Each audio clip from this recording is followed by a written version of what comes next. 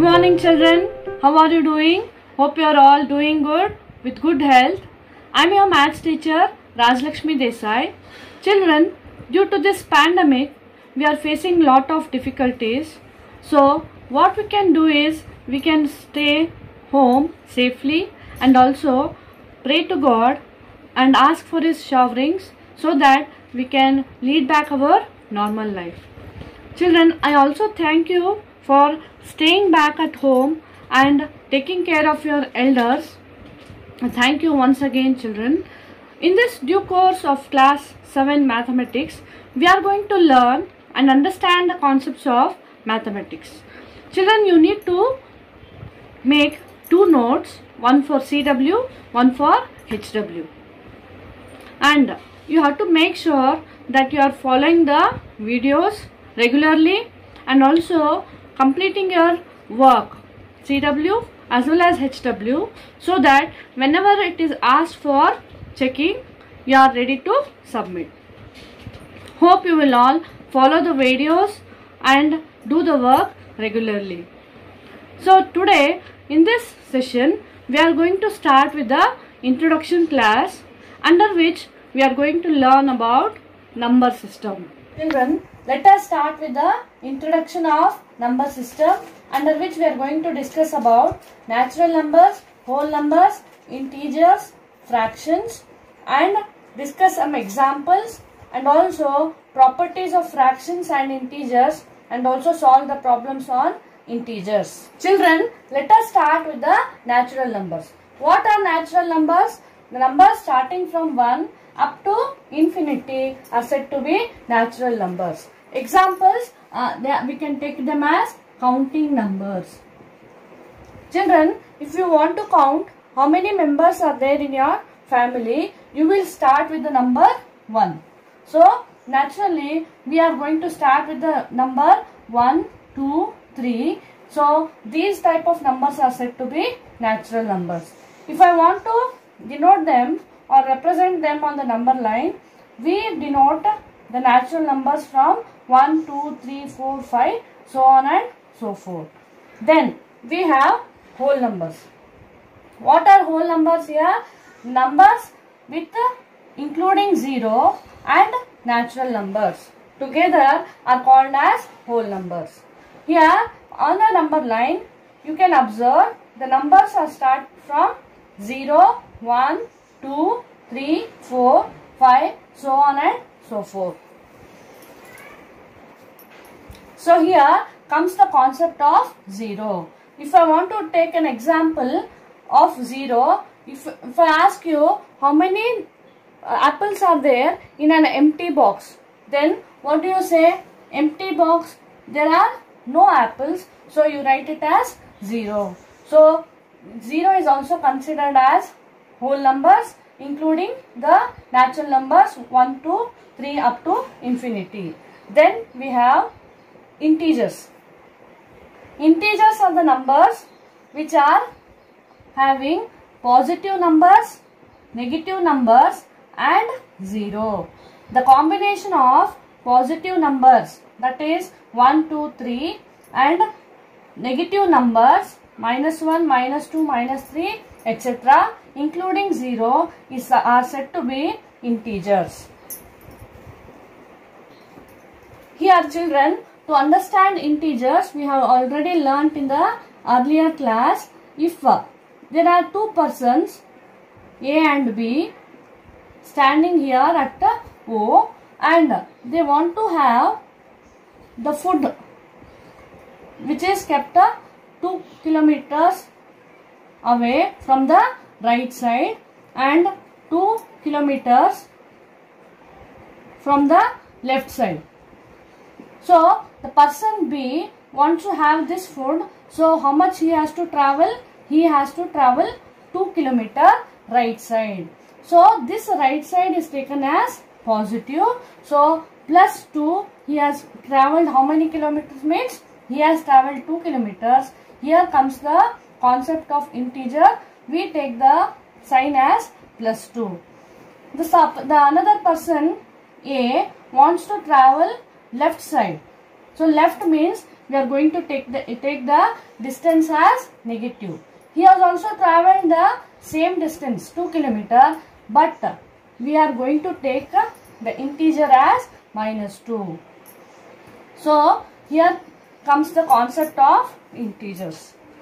If I want to denote integers on the number line, you can observe there is exactly in the middle 0.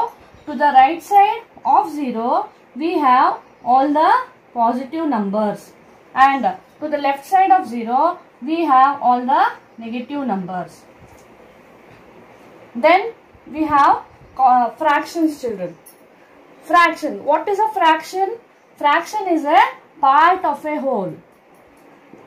It is a part of a whole. For example, here there are fractions 1/4, 2/4, 3/4, 5/4, 6/4. Here, if I take a piece of paper and this is called as a whole. It is full, right? So, if I want to make it 4 parts, if I want to make the paper into 4 parts, then I have made the whole paper into number of parts. How many parts I have made here? Totally, I have made 4 equal parts. Can you observe, children? So here you can observe each part. Because this is the first part, I take it as 1/4. So next part together 2/4. This is also 1/4. So 1/4 part, 1/4, 1/4.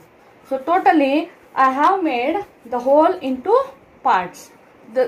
Each part is called as a fraction.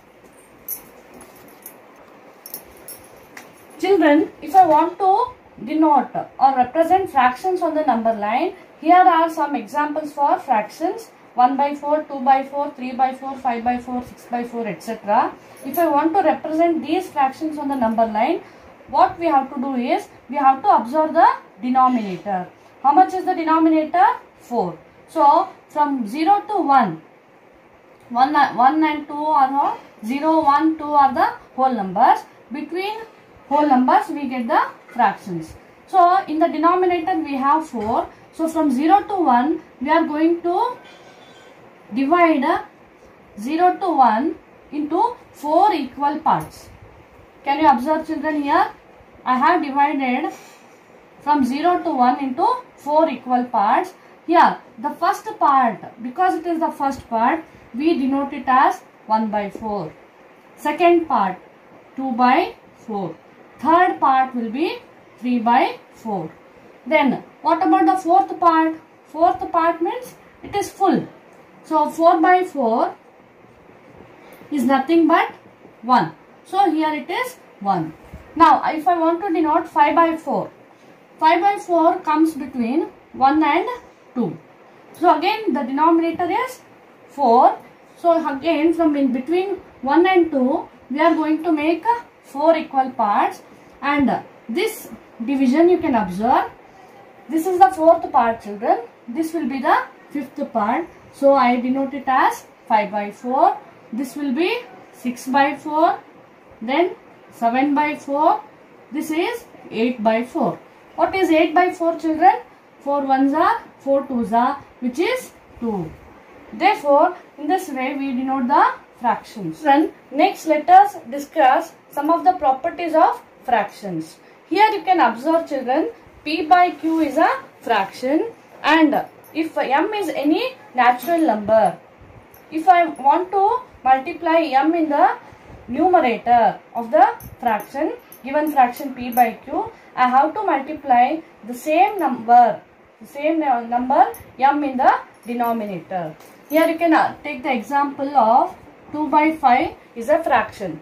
Here if I want to multiply in the numerator, if I want to multiply 3, so according to the property, we have to take the denominator and multiply the same number, so that we get 2 3s are 6, 5 3s are 15.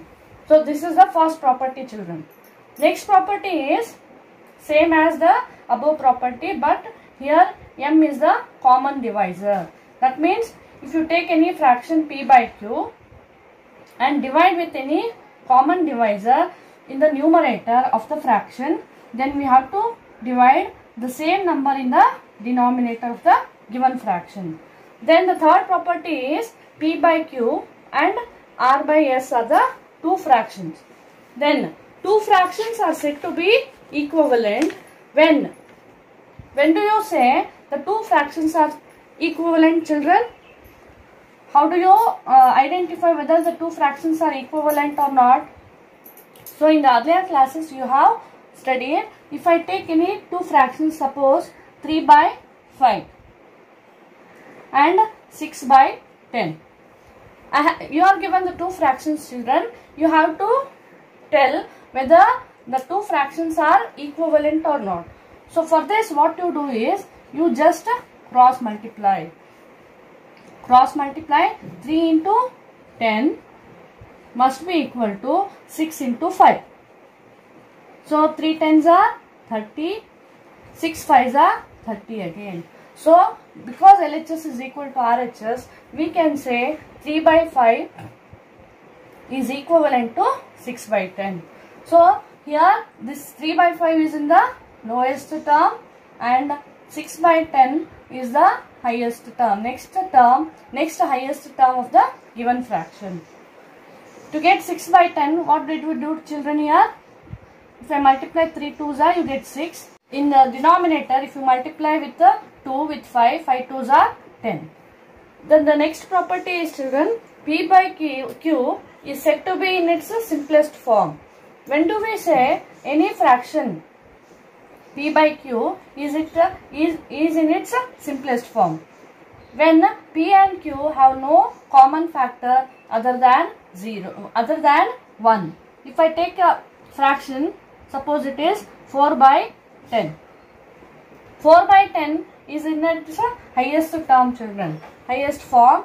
If I want to convert this in its lowest term, I divide by its common factor, which is 2. 2 2s are 4, 2 5s are 10.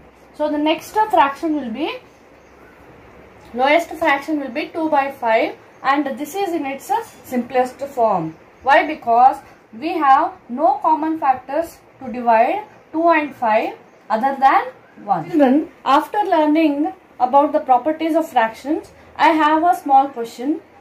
Do we have negative fractions, children? Think about it. Next, let us learn little about integers. If I want to add two integers, suppose plus 3 and plus 2. These two integers are having both a plus sign. So we have to add 3 plus 2 is 5. So the sign for 5 will be plus again.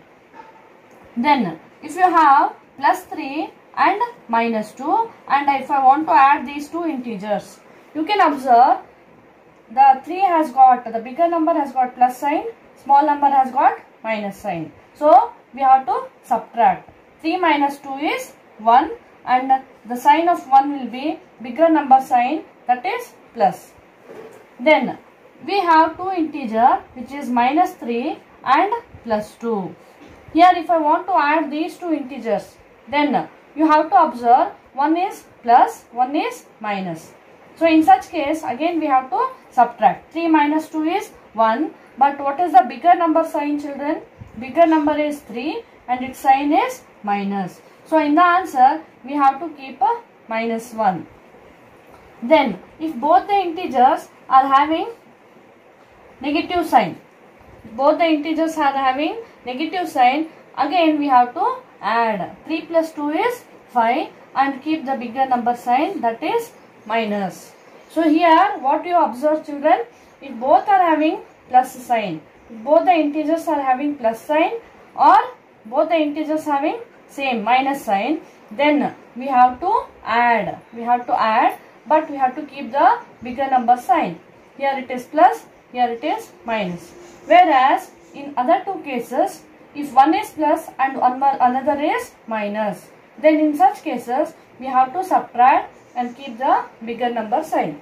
This is about addition, children. If I want to subtract,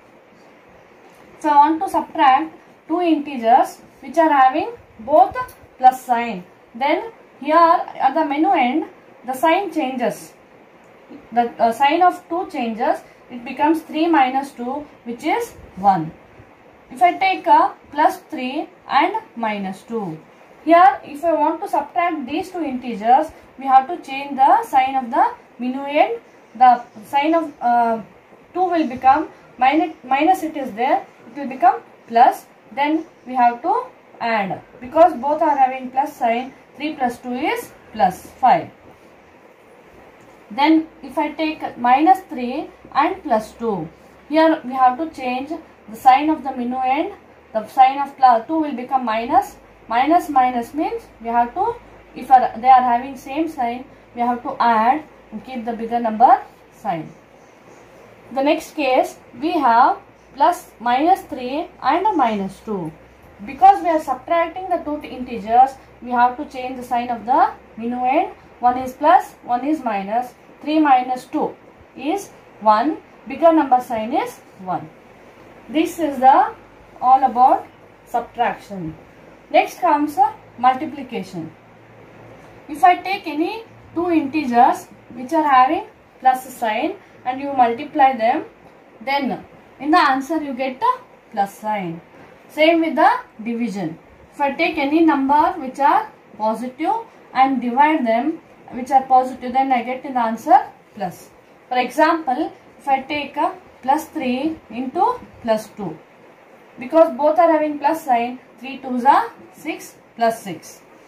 Then if one is having plus sign and the other integer is having minus sign, in such cases what we do, if I take plus 3 and minus 2, if I multiply these two integers, so in the answer plus into minus will be minus, 3 2s are 6. Then the first integer will have minus sign, the second integer will have plus sign. In such case also, plus into minus is minus, 3 2s are 6. Then in the last case, both the integers are having negative sign. In this case, minus into minus will become, the sign will change, 3 3s are 9. This is all about multiplication. Same with the division.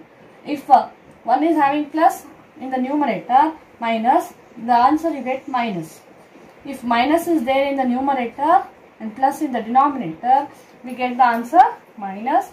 Then minus is in the numerator and again minus is there, then in the answer the answer changes to plus. This is all about the integers, how to add, subtract, multiply and divide. So with this introduction, let us solve some problems, children. Here by using the properties of integers, we are going to solve. Because here minus 212 is in the bracket, keep it as it is, plus 384. Here minus into minus. Because there are brackets, children, we have to multiply the signs first. Minus into minus will be plus 137. Minus 212 keep again as it is. Because both are having plus sign, let us add 384 plus 137. 7 plus 4, 11, 12, 5. Plus 521. Here, one is plus, one is minus. So, we have to subtract 212. 11 minus 2 is 9. 1 minus 1, 0. 5 minus 2 is 3.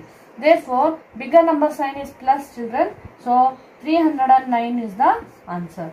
Next is minus 9 into. First, let us solve which are inside the brackets. 7 plus into minus will be minus 11. Then again minus 9 as it is.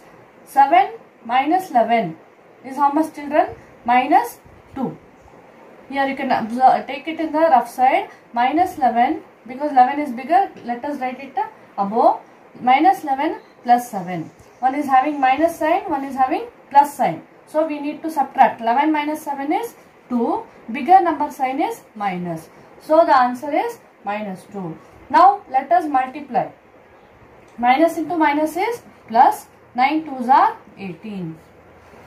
Third question. Minus 12 into minus 10 into 6 into minus 1. Here observe how many minus signs are there, children?